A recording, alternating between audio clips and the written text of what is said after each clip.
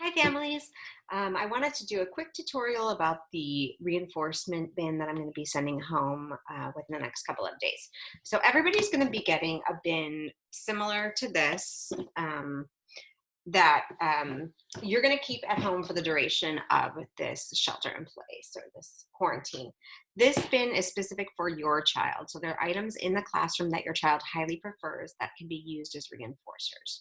What is a reinforcer? So a reinforcer is part of ABA and it's part of the positive reinforcement philosophy. Um, Reinforcers change behavior, they shape behavior.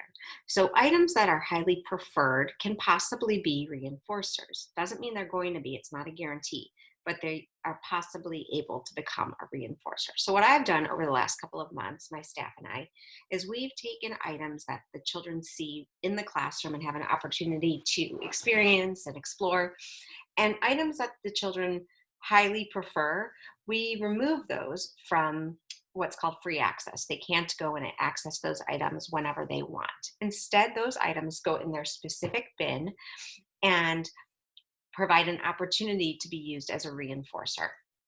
There's something called satiation and deprivation. Deprivation is when you're deprived of something. Satiation is when you've had just way too much of it. So what we're doing is we're taking a very highly preferred item and we're depriving the child of it. They're going to get to use it and play with it, but it's just going to be on our terms. We don't want them to satiate on that.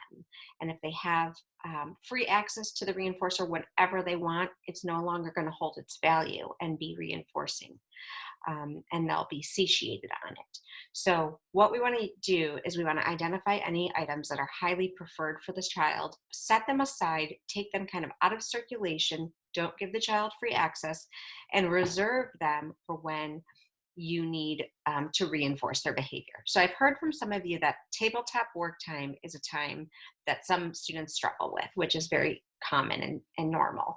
That is a great time to take out this preferred item bin that I'm going to be sending to you. I want to quickly go over what that should look like for you. What I like to do is when the child first sits down, I give them free access to the bin for about 1 minute. I watch what they play with.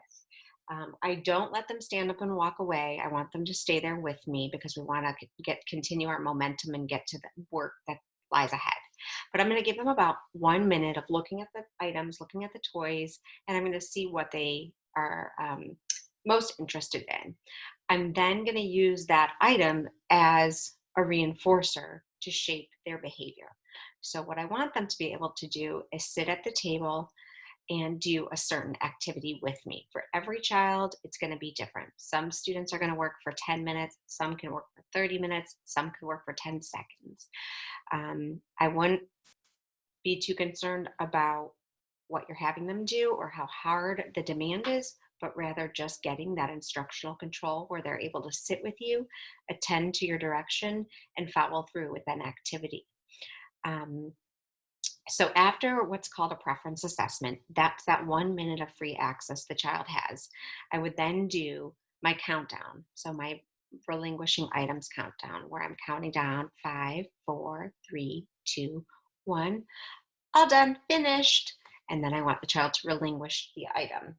Um, so what I want is for this bin to be reserved um, only for those items that are preferred, that potentially could be reinforcing, and then the child should not have free access to them. Because again, remember, if you give them free access, they will satiate on the object and it will lose its value. I always like to say, think how many M&Ms can you eat before it's no longer valuable to you?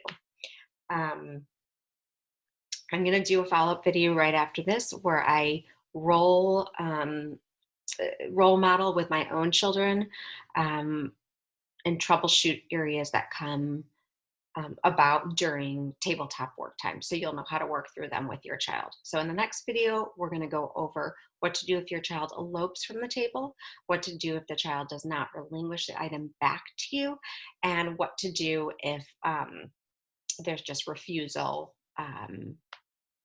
or other behaviors that come up. Okay, if you have any questions about this, please do email me. I'm happy to help. Thanks.